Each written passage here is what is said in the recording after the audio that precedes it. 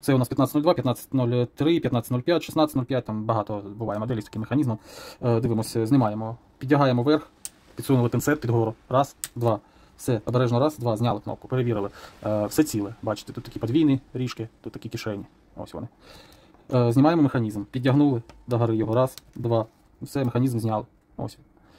Як завжди, у механізму є ребриста сторона, вона йде донизу, і гладенька. Ось так він у вас мусить бути на клавіатурі. Ставимо, одягаємо нижні гачки спочатку. Ось один, другий. І дотискаємо. Раз, два. Все, механізм на місці.